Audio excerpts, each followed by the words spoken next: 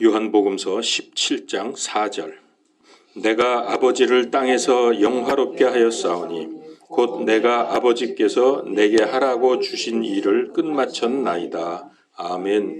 20장 21절입니다. 이에 예수님께서 다시 그들에게 이르시되 너희에게 평강이 있을지어다. 내 아버지께서 나를 보내신 것 같이 나도 너희를 보내노라 하시니라. 아멘. 구약의 이사야서 62장입니다. 사람들이 다시는 너를 버림받은 자라 부르지 아니하며 다시는 내 땅을 황폐한 땅이라 하지 아니하고 오직 너를 헵시바라 하며 내 땅을 뷸라라 하리니 이는 주께서 너를 기뻐하시며 내 땅이 결혼할 것이기 때문이라. 청년이 처녀와 결혼하는 것 같이 내 아들들이 너와 결혼하며 신랑이 신부를 기뻐하는 것 같이 내 하나님이 너를 기뻐하시리라. 아멘. 일반적으로 선교사 파송 예배라 그러면은 외부 강사를 초청을 해서 말씀을 듣죠. 우리는 여러 가지 여건상 제가 직접 말씀을 증거하겠습니다. 저는 오늘이 우리 생명빛교회가 제2의 창립을 한다고 생각을 합니다. 지금까지는 무형교회이면서도 유형교회죠. 근데 이제부터는 무형교회로서 선교에 집중하게 되었기 때문입니다. 성경은 교회를 그리스도의 몸이라고 말합니다. 하나님께서 교회를 세우신 첫 번째 이유는 선교, 즉 복음 확산을 위한 것입니다. 다시 말하면 그리스도의 몸이 전 세계로 확산되기 위한 것이 교회입니다. 그래서 선교하는 교회라는 말을 쓰기도 하죠. 교회 처음 시작이 언제이죠? 사도행전 2장에 마가의 집 다락방에서 이제 시작이 되면서 그때 120명의 제자들이 모여서 전적으로 성령 강림을 위해서 기도했고요. 성령 강림을 하시면서 거기 모였던 무리들이 교회로 세워졌습니다. 이게 우리가 잘 아는 예루살렘 교회입니다. 처음에 이 성도들이 나가서 복음을 외치니까 15개국에서 몰려온 디아스포라들이 자기 나라 말로 알아듣게 되었습니다. 그리고 이들이 각각 각 나라로 돌아가서 복음을 전하니까 순식간에 온 세상에 복음이 전파되었습니다. 즉 전도 선교가 교회 존재의 제일 목적이라는 것을 보여주는 사건입니다. 그래서 교회는 선교하는 교회다라고 하는 겁니다. 근데 이게 놀랍게도 우리나라에서도 그런 일이 일어났습니다. 첫 번째 선교사들에 의해서 우리나라에 복음이 들어온 이후에 30년이 채 안 돼서 1912년 9월에 장로교 총회가 창립이 되자마자 선교사를 파송하는 것을 결정했습니다. 그래서 그 다음에 1913년에 중국 산동성으로 3명의 선교사를 파송합니다. 근데 이때가 언제죠? 이때는 일본 강점기가 1910년에 시작이 되었기 때문에 이미 일본의 지배를 받고 있던 시대에 국가적으로 매우 어려운 시기였음에도 불구하고 총회가 세워진 지 2년 만에 선교사 파송을 결정하고 실제로 파송했다고 하는 것은 정말 놀라운 일입니다. 이거는 예수 그리스도 복음의 능력이라고 밖에 할 수가 없어요. 그래서 우리나라도 교회가 시작이 되면서 불가능한 시기에 선교사를 파송했다. 이거를 아시기 바랍니다. 그동안 우리 교회도 선교 비전을 가지고 선교 헌금을 해왔습니다. 여기저기 우리가 보냈죠. 아프리카에도 보내고 이스라엘에도 보내고 그렇게 해오다가 올해부터는 직접적으로 우리가 선교를 하게 된 것입니다. 제 생각에 물론 이게 선교라는 것은 성령님의 역사로 가능한 것이지만 우리 교회가 비록 외적으로 보면은 작고 초라한 교회지만 이렇게 선교 헌금 하면서 마음을 다해서 주님 앞에 드리면서 이곳저곳에 필요한 것에 선교를 후원한 것이 하나님을 기쁘시게 한 것이 아닌가. 이런 얘기하긴 뭐하지만은 교회들 주보에 보면 우리 교회 선교 많이 한다고 하는데 뭐 20교회, 30교회 막 명단이 쫙 있는 주보도 있습니다. 그런 교회도.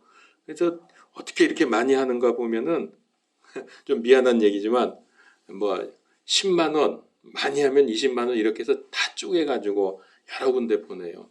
그래서 제가 그걸 알기 때문에 그거는 뭐 그것도 도움이 되겠지만은 그렇게 하지 말자. 그래서 이제 몰아서 뭉태기로 그렇게 선교헌금을 우리가 보냈던 것입니다.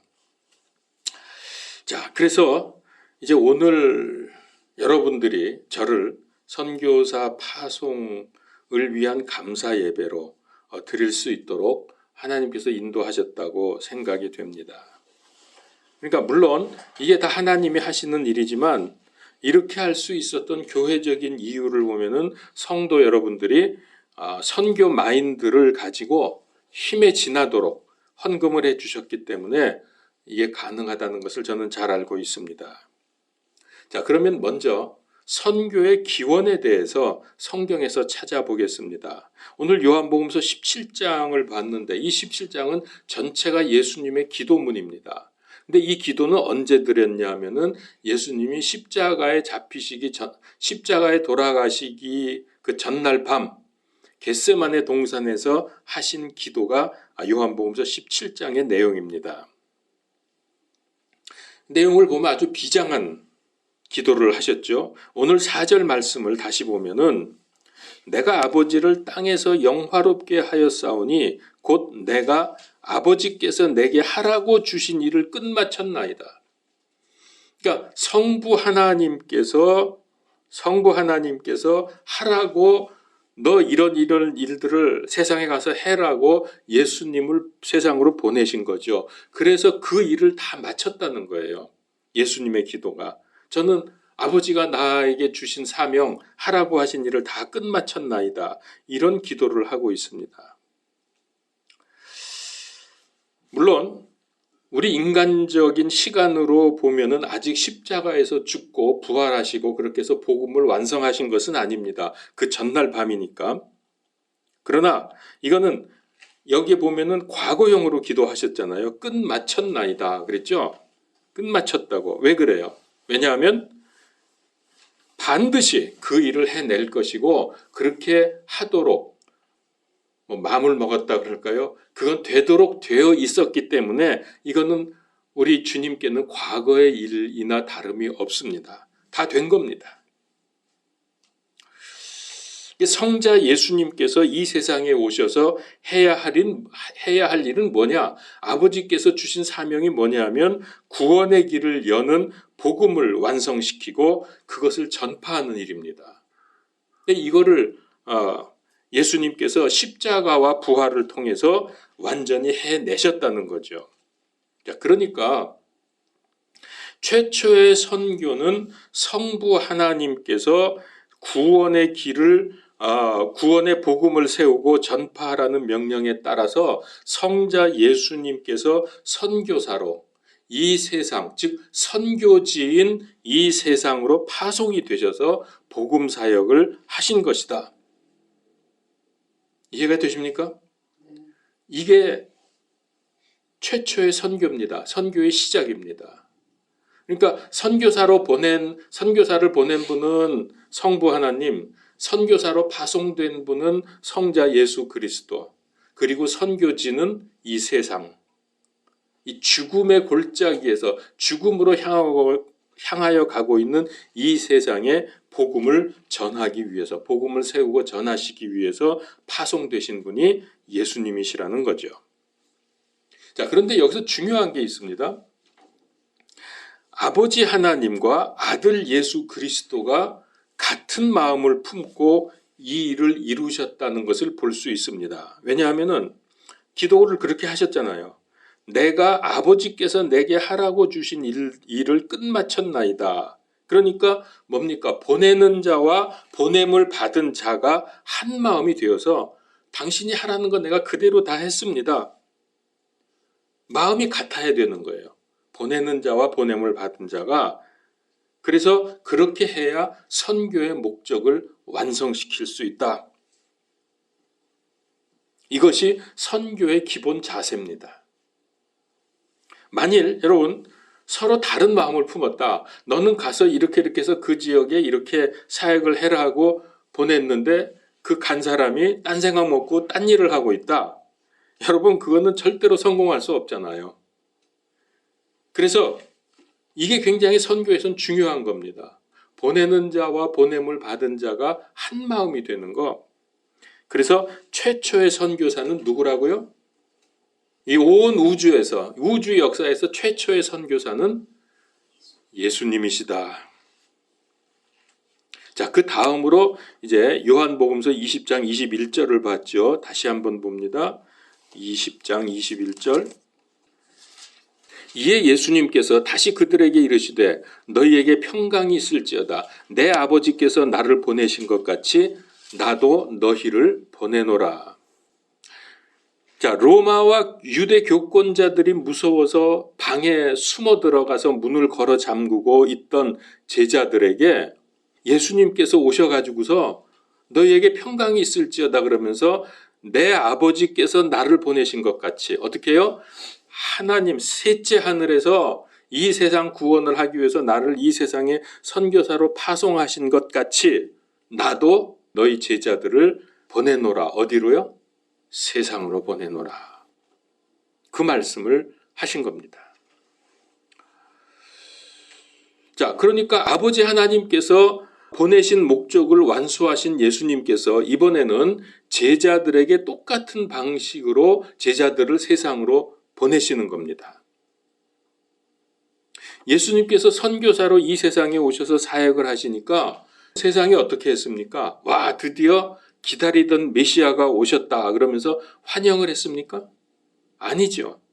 그 반대였죠. 오히려 모욕과 핍박을 계속하다가 십자가에서 죽였습니다. 자, 이와 같이 제자들도 선교지로 파송을 받을 때에 생각하지 못했던 고난과 핍박이 실제로 있었습니다. 잘 아시는 대로 12사도는 단 한 사람도 예외 없이 전부 순교당했습니다. 예수님 당시 제자들뿐만 아니라 곳곳에 교회들을 세상으로 파송하시는 겁니다. 그 안에 우리 교회도 있는 거죠. 예수님께서는 이미 승천하셨고 예수님의 영이신 성령님께서 우리와 함께 하시면서 세상에서 복음을 전할 수 있도록 우리 성도들을 세상으로 보내시는 겁니다.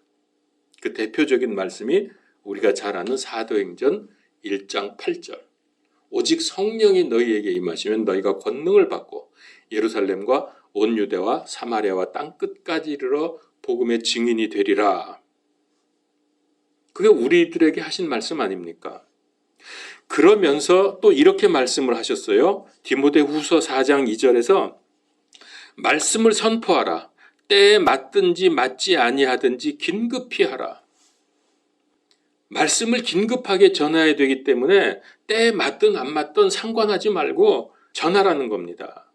근데 여러분 때에 맞을 때 지금은 분위기나 여러 가지 면에서 복음을 전할 만하다 그러면 문제가 없는데 때에 맞지 않을 때 복음을 전하면 어떤 일이 벌어질까요? 고난과 핍박이 올 수밖에 없는 거죠. 그래서 예수님이 말씀하셨어요. 너희 길로 갈지어다. 보라 내가 너희를 보내는 것이 어린 양을 이리들 가운데 보내는 것과 같도다. 누가복음서 10장 3절 말씀입니다. 근데 여러분 놀랍게도 이거 핍박 고난 이거 어떡하지 이러다 죽으면 어떡하지 이런 생각이 들 수도 있지만은 여러분 오히려 이것이 우리가 선교하는 동력이 되어야 합니다. 선교하는 동력이 되어야 해요. 무슨 말이냐 하면 복음을 대적하고 전도자를 핍박하는데도 복음 사역을 멈추지 않는다면 거기에는 하늘의 상급이 있고 하나님께서 영광 받으실 거라는 그거를 우리가 생각하면 오히려 핍박을 두려워할 게 아니라 핍박이 있는 곳으로 내가 들어간다고 하는 이 복음 전도 선교의 동력이 될 수 있다는 거죠. 이게 멋있는 거 아닙니까? 자, 그래서 오늘날 모슬렘 지역이나 불교나 우상 지역에 복음을 들고 들어간다는 것은 어린 양이 이리들 속으로 뛰어드는 것처럼 마귀의 무서운 공격을 받게 되겠지만, 그러나 하나님께서 함께 하실 것이기 때문에 어떤 상황에서도 어떤 일이 일어나도 최후의 승리를 보장받게 됩니다. 선교 현장은 영적 전쟁의 최전선입니다. 그래서 실제로 가보면 별일이 다 터집니다. 이제 다시 한번 얘기할까요? 지난 7월 달에 제가 동남아 갔을 때 아시죠? 제가 도착하기 전에 거기 선교사님은 교통사고를 당해서 막대한 피해를 입었습니다. 그리고 통역해야 할 솜증은 3층 지붕에서 떨어져 가지고 두개골이 깨져서 뇌의 3분의 1이 흘러나왔어요. 그래도 살았습니다. 지금 살아서 정상 생활을 하고 있습니다. 저는 태국에 가려고 공항에 나갔더니 여권하고 비행기 표 이름이 틀리다고 거기서 못 간다는 거예요. 절대로 안 된다는 거예요. 그래서 난리를 치다가 겨우 시간에 맞춰서 비행기를 탈 수 있었습니다. 거기 도착해서 이제 강의를 시작을 하는데 시간이 돼서 이제 3층이 이제 방이었고 제가 묵었던 방이고 4층이 강의실인데, 강의실 가려고 침대에서 일어났는데 갑자기 세상이 빙 돌아요. 그렇게 도는데 조금이 아니에요. 굉장히 팽팽 돌아. 서 있지 못하고 쓰러졌죠. 다시 침대로. 좀 누워 있을 때 이거 강의를 못 하겠네 이런 생각이 들더라고요. 그래도 이제 안 갈 수가 없으니까 다시 살금살금 일어나서 벽 짚고 계단에 난간 붙들고 이러고 강의실로 올라갔어요. 앉아있는데도 계속 돌아요. 세상이 막 멀미가 나고 토할 것 같기도 하고. 근데 이제 내가 이제 나갈 시간이 돼서 찬양이 끝나고 앞에 나갔더니 멀쩡해졌어. 아무렇지도 않아요. 그래서 복음 전하고 내려왔죠. 두 번째 시간도 또 그러고 또 막 돌고 강의만 시작하면 아무렇지도 않아요. 세 번째 시간, 네 번째 시간까지 끝날 때까지 똑같은 일이 반복이 돼요. 그리고 나서 마지막 시간 딱 끝나니까 멀쩡해. 아무 문제가 없어. 여러분, 이런 경험이요, 이게 보통 일이 아닙니다. 이거 어떻게 하든지 말씀 전하지 못하도록 방해하고 공격하는 마귀의 역사죠. 그러니까 가장 중요한 세 사람입니다. 거기 선교사님, 말할 거 없죠. 거기 선교사님이니까. 그리고 이분은 통역을 해야 되고, 또 통역해야 될, 그러니까 이분은 원래 통역은 아닌데 통역해야 될 솜증이가 머리가 깨져서 그러니까 할 수 없이 통역을 하게 됐죠. 통역할 솜증이 그렇게 됐죠. 또 말씀 전할 저 또 그런 어려움들을 당했죠. 가장 중요한 세 사람이 아주 집중 공격을 받은 거예요. 그러나 마귀 사탄이 말씀 전하지 못하도록 안간힘을 써봤지만, 그래 하나님이 낮잠을 주무시고 계십니까? 하나님이 출장 가셨습니까? 딱 지키고 보호하시니까 그 속에서도 계획대로 다 진행할 수 있었다는 겁니다. 이번 11월 달에도 그런 일들이 또 있었어요.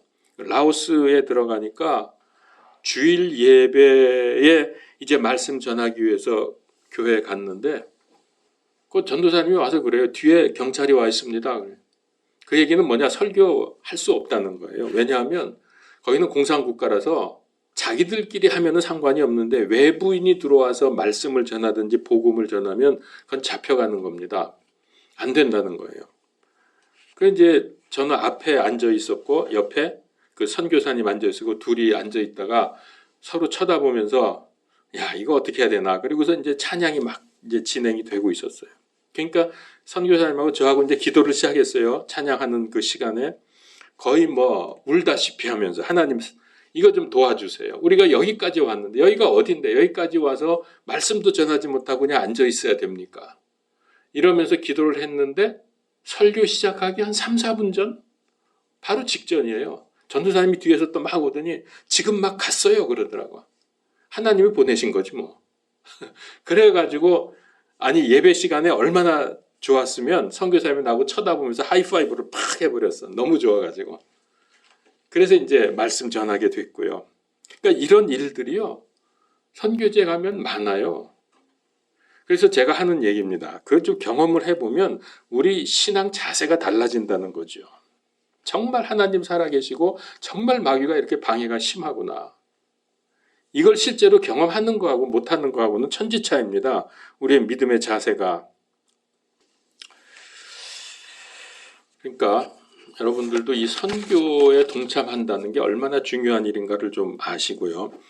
이런 일을 겪으면서 여기저기 다니다 보면 하나님께 감사하고 찬양이 나오고 복음 전파에 대한 헌신과 열정이 뭉게뭉게 속에서 올라옵니다. 그리고 그 기쁨은 말로 다 할 수가 없어요. 표현이 안 돼. 나온 김에 한마디만 더 하면 좀 오래전 한 10여 년 전 얘기지만 제가 중국에 갔을 때 중국에 또 그 얼마나 공안들이 세요.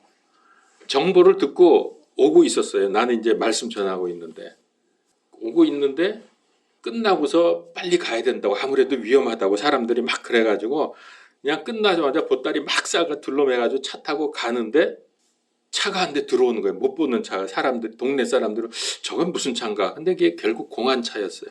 그게 싹 비끼면서 그런 경험도 있고 만약에 거기 제가 조금만 늦었으면 몇 분만 늦었으면 잡히는 거거든. 뭐 이런 일들도 있고 밤에 자다가 12시 넘어 1시쯤에도 호텔에서 탈출한 적도 있고요. 그러면서도 계획대로 이루어져요. 그러니까 이런 경험을 해본다는 게 참 그 귀한 경험이죠. 그래서 그냥 후방에서 선교에 동참한다면서 헌금하고 기도하면 그것도 물론 하나님 기뻐하시지만은 한두 번이라도 선교 현장에 가서 겪어보면 전혀 달라집니다. 현장을 아니까 기도가 뜨거워지고 간절해지고 기도에 힘이 솟습니다. 자동으로 믿음은 성장하게 되죠. 마음의 자세가 달라지고 기도 내용이 달라집니다. 자, 그래서 선교에 대한 얘기를 잠깐 정리를 하면 최초의 선교는 하나님이 하셨고 파송 선교사는 예수님이다. 이 예수님이 선교지 이 세상에 와서 십자가와 부활 사건을 통해서 복음을 세우시고 제자들을 파송하면서 이 복음이 전파되게 하셨다. 근데 이 사명을 맡기셨는데 우리 예수님께서 아버지께서 맡기신 사명을 끝까지 다 이루셨다. 그뿐 아니라 이후에 모든 교회들에게 오늘 우리 교회를 포함해서 모든 교회들에게 모든 성도들에게 전도의 직분을 맡기셨습니다. 더군다나 지금은 마지막 때 아닙니까? 그래서 우리는 더욱 뜨겁게 더욱 간절하게 기도하면서 전도 사역, 선교 사역에 동참을 해야 합니다. 계시록 22장 12절에 보라 내가 속히 오리니 내가 줄 상이 내게 있어 각 사람에게 그가 행한 대로 갚아주리라. 여러분 이거 가장 큰 상이 전도 선교상인 거 아시잖아요. 까짓것 좀 편안하게 살다가 가면은 뭐 좋아요? 영원토록 상이 없는데. 그러니까 여러분 교회는 건물이 아닙니다. 건물 가지고 교회라고 하는 게 아니에요. 성경에서는 성도들, 우리들이 교회입니다. 하나님께서 우리를 교회로 부르셨어요. 이걸 에클레시아라고 말합니다. 에클레시아라는 말 자체가 부르심을 받은 무리들이란 뜻이거든요. 하나님께로 부름받은. 그렇게 해서 교회가 되는 거죠.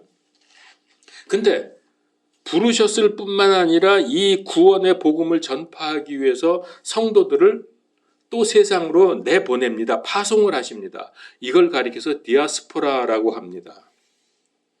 그래서 이걸 우리말로 모이는 교회, 흩어지는 교회 그런 말 들어보셨죠? 모이는 교회, 흩어지는 교회라고 하는데 그러니까 이 두 개념을 조화 있게 균형 맞추는 것이 중요합니다.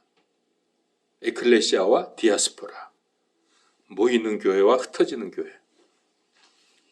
하나님께서 주신 사명을 이루려면 우리 힘과 노력으로는 안 되고 하나님이 함께 하셔야 합니다. 그래서 하나님이 함께 하시는 것을 실제로 우리에게 보여주셨어요. 말씀을 통해서. 거기 보세요. 요한복음서 20장 22절을 보세요. 그분께서 이것을 말씀하시고 그들 위에 숨을 내쉬며 그들에게 이르시되 너희는 성령님을 받으라. 성령님이 누구예요? 예수님이죠. 예수님이 누구예요? 하나님이시죠. 하나님이 함께 하셔야만 이게 가능하기 때문에 우리 인간은 맨정신으로 마귀를 싸워 이길 수가 없기 때문에 성령님, 하나님의 능력을 받아야 돼. 그래서 성령님을 받으라 하면서 숨을 내쉬는, 이 숨이 바로 예수님의 영 아닙니까? 그래서 성령님이 우리와 함께 하시면 어떤 결과가 나오냐 하면 땅 끝까지 이르러 복음의 증인이 될 수 있습니다. 이게 꼭 전제가 돼야 돼요. 그런데 여러분, 이 숨을 내쉬면서 역사가 일어나는 사건이, 이런 비슷한 사건이 구약에 보면 2번이 더 나옵니다. 하나님이 우리에게 숨을 불어넣으신 그 첫 번째 사건이 뭐죠? 창세기 2장 7절에 진흙으로, 흙으로 사람들을 빚으시고 생명의 숨을 그 콧구멍에 불어넣으셨더니 살아있는 혼이 되었더라 그랬습니다. 그래서 이 숨이 하나님의 영이 들어오는 순간 살아있는 혼이 됩니다. 생명의 역사가 일어났습니다. 또 에스겔서 37장 9절에 보면 그때 그분께서 내게 이르시되 사람의 아들아 바람에게 대언하라. 이 바람이 숨입니다. 바람에게 대언하여 이르기를 주 하나님께서 이같이 말하노라. 오 숨아 내 바람으로부터 와서 이 죽임당한 자들 위에 숨을 불어넣어 그들이 살게 하라. 이에 내가 그분께서 명령하신 대로 대언하였더니 숨이 들어가매 그들이 살아서 자기 발로 서는데 심히 큰 군대더라. 숨이 들어가니까 이스라엘의 큰 군대로 다시 살아나는 거. 자, 이와 같이 하나님의 숨, 하나님의 영이 우리 안에 들어오면 생명의 역사가 일어납니다. 선교는 중요한 생명 사역이잖아요. 그러니까 하나님의 숨이 들어와야 돼요. 함께 역사하셔야 돼요. 그게 성령님 아닙니까? 또 하나 얘기를 하자면 하나님과 보내는 성도들, 보냄을 받는 선교사들, 이들이 마음이 하나가 되어야 된다. 즉 같은 마음을 품어야 한다. 이제 이렇게 되면 선교는 성공입니다. 2가지죠. 성령님이 함께 하시고 보내는 자와 보냄을 받는 자가 한 마음이 되는 것. 자, 이렇게 복음이 확산이 될 때에 어떤 일이 일어나는지 여러분 아십니까? 이거를 아름답게 묘사한 성경 말씀이 있습니다. 아주 참 놀라운 일이 벌어지는데요. 이사야서 62장 4절 5절. 이게 지금 무슨 얘기냐면 조금 앞뒤를 설명을 드리면 이런 겁니다. 이스라엘이 지금 범죄를 함으로 해서 버림받았어요. 하나님으로부터 버리운 자가 되었습니다. 그러니까 그 땅에 하나님께서 약속하셨던 그 가나안 땅이 황무지가 되어버려서, 그러나 하나님은 그렇게 놔두지를 않습니다. 이제 여기에 이제 신약적인 표현을 하면 복음이 들어가는 거죠. 그래서 이스라엘이 회복될 때에 뭐라고 부르냐면은 헵시바라고 부릅니다. 그리고 그 땅을 가리켜서 뷸라라고 불릴 것이라고 했습니다. 헵시바라는 말은 무슨 뜻이냐면 나의 기쁨이 그에게 있다. 무슨 말입니까? 하나님의 기쁨이 이들에게 있다는 거예요. 그들에게 있다. 그게 헵시바입니다. 그 다음에 뷸라라는 거는 결혼했다는 뜻입니다. 결혼. 그러니까 거기 본문에 보면 나오죠. 신랑이 신부를 기뻐하는 것처럼 하나님께서 이스라엘을 기뻐하실 것이며, 청년이 처녀와 결혼하는 것처럼 주의 백성이 하나님께로 돌아와서 그 성을, 그 예루살렘 성을 취할 것이다. 이게 황무지가 되어 있었는데 여기에 이제 복음이 들어와서 하나님과 이 사람들이 하나님의 기쁨이 되고 그 땅이 하나님과 결혼한 것, 즉 하나가 될 때에 그 성을 너희들이 취할 것이다. 그 성을 소유하게 될 것이라는 뜻이죠. 무슨 얘기냐면 이 결혼을 통해서 하나님께서 이스라엘의 죄를 완전히 용서하셨고 다 해결해 주셨고, 그래서 예루살렘은 다시 아름다움과 영광스러움을 회복하게 될 거라고 보여주는 말씀입니다. 근데 이게요, 가만 보면은 우리의 상황하고 너무나 똑같습니다. 그리스도께서 죄로 인해서 죽음의 골짜기에서 헤매던 우리들을 십자가와 부활의 복음으로 대속해 주셨고, 그것을 믿음으로 우리의 죄가 완전히 용서를 받은 거죠. 그러면서 우리를 신부로, 우리 주님께서 신부로 맞이해 주셔서 아름답게 회복이 되는 것, 바로 그 얘기입니다. 이 놀라운 일들을 이루는 것이 복음 전도고 복음 선교입니다. 그러니까 복음이 들어가면 이런 일들이 벌어져요. 황폐했던 데가. 저는 경험을 좀 했습니다. 선교는 돈으로 하는 게 아니다. 선교는 성령님의 역사로 되어진다. 필요한 것은 성령님께서 다 공급해 주신다. 그래서 성령님을 전도의 영 혹은 선교의 영이라고도 말합니다. 참 감사한 게 하나님의 상급에 관심이 많습니다. 그거 생각하면 열심히 솟아오릅니다. 디모데후서 4장 7절 8절 내가 선한 싸움을 싸우고 나의 달려갈 길을 마치고 믿음을 지켰은즉 이후로는 나를 위하여 의의 관이 예비되어 있나니 주 곧 의로우신 심판자께서 그날에 그것을 내게 주실 것이요 내게만 아니라 그분의 나타나심을 사랑하는 모든 자들에게도 주실 것이라. 와, 의의 관, 의의 면류관. 그래서 저는 생각을 다 내려놓고 나를 위한 하나님의 계획이 이루어지기를 오랫동안 기도해 왔습니다. 우리 교회를 보면 참 나오시는 여러분들은 정말 훌륭하고 자랑스러운 성도들인데 한편으로는 너무나 적은 무리여서 숫자가 좀 많아지기를 기도를 했습니다. 그런데 하나님께서 이 부분 제가 기도하는 그 내용에 대해서 전혀 응답하지 않았습니다. 오히려 숫자가 줄어들었습니다. 이게 계속되니까 하나님이 야속하더라고요. 현상 유지도 아니고 줄어들어. 모든 인간적인 생각과 욕심을 내려놓을 수밖에 없어요. 아무리 해도 안 되니까. 그리고 내 생각을 포기하게 되더라고요. 그래서 제가 몇 년 전부터는 이렇게 기도가 바뀌었습니다. 하나님 맘대로 하세요. 하나님 뜻을 이루는 삶이 저는 될 테니까 하나님의 계획 속에서 움직이는 삶이 되도록 그렇게 기도를 했습니다. 하나님께서 문 열어주시고 또 열어주실 뿐만 아니라 열어주신 문을 통과해서 가는 길도 인도해 주시고 하여튼 저는 구경꾼이 될 테니까 하나님 이끄신 대로 끌려다니기만 할 테니까 하나님께서 북치고 장구치고 다 하세요. 뭐 아무리 기도해도 안 되는데 뭐 어떡해. 그렇게 해서 오늘날까지 온 겁니다. 근데 참 저한테 잘 맞는 일을 시키신다고 확신을 합니다. 이제 제 나이 70에 이제 선교지 가가지고 그 나라 말 배우고 문화 배우고 몇 년을 그렇게 지낼 수는 없잖아요.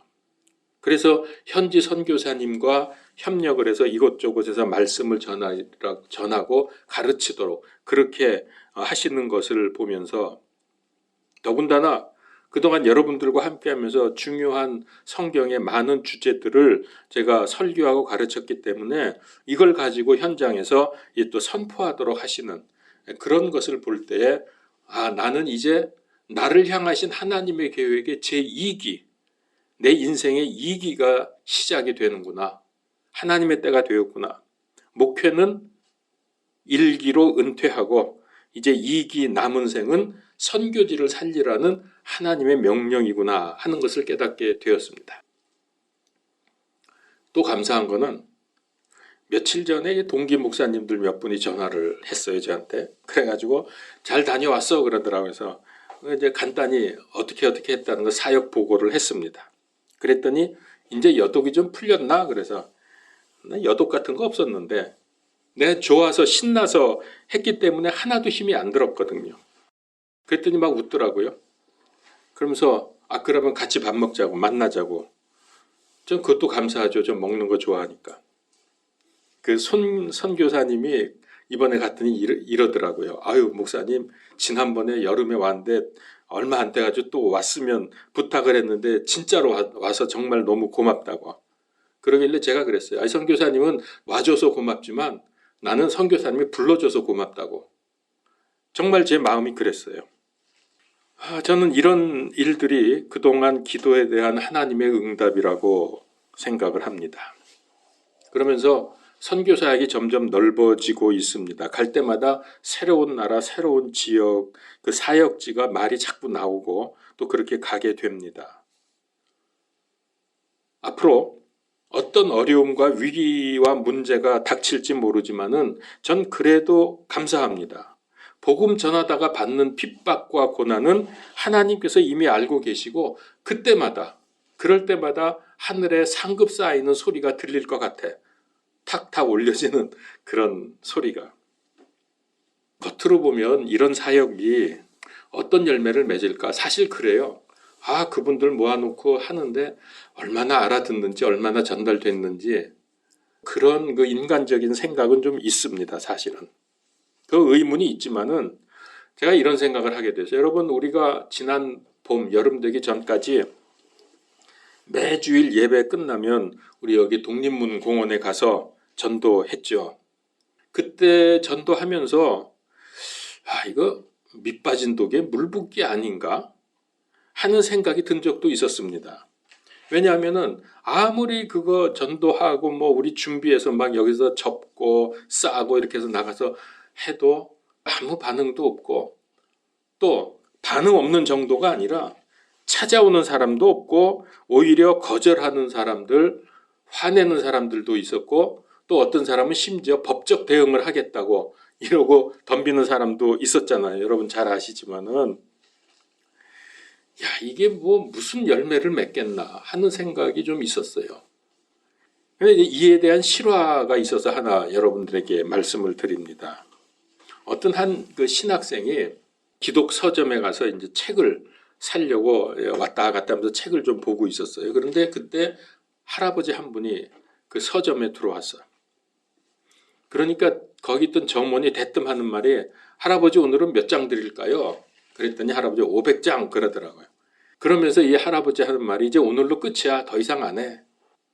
그건 무슨 얘기냐면 이분이 할아버지가 전도를 하시는데 전도지를 이제 500장, 700장 이렇게 사갖고 나서 돌리고 또 다 끝나면 또 와서 또 사가고 이러던 할아버지인데 몇 년 동안 그렇게 하셨어요. 근데 이제 이 500장으로 끝이라는 거예요. 이제 더 이상 안 한다고. 그래서 왜 그러냐 그랬더니 할아버지가 밑 빠진 독 같아. 아무리 해도. 그 얘기를 들은 이 책을 고르고 있던 신학생이 와서 하는 말. 할아버지는 저를 모르시겠지만 저는 할아버지를 잘 압니다. 할아버지가 대림역에서 전도지를 나누어 줄 때 내가 그걸 받았고 그 전도지를 읽고 믿을 마음이 생겼고 또 우리 가족들도 그래서 다 믿게 됐고 지금 저는 목사가 되기 위해서 신학 공부를 하고 있는 중입니다. 기도하겠습니다. 하나님 감사합니다. 주님께서 우리를 전도자로 선교사로 세우시고 이 복음이 땅끝까지 이르러 확산되도록 쓰임받게 해주시는 것을 감사합니다. 하나님께서 우리에게 주신 이 전도의 직분을 잘 감당할 수 있기를 원합니다. 성령님께서 우리와 함께 하시고 하나님과 같은 마음을 품게 하시고 그래서 이 세상을 바라볼 때 안타깝고 불쌍하고 저들을 어떻게 주께로 인도해야 할지 하는 그 귀한 마음을 우리로 갖게 하여 주시옵소서. 그래서 참으로 하나님 기뻐하시는 삶을 살며 또 하늘의 상급도 쌓이는 인생이 되게 하여 주시옵소서. 우리 인간적으로는 열매가 없을 것 같아도 열매를 맺으시는 분은 하나님이시오니 주님께 불림을 받는 그날까지 말씀 전하고 주의 뜻을 이루어가는 인생 되기를 간구하면서 우리를 구원하신 주 예수 그리스도 이름으로 기도드리옵나이다. 아멘.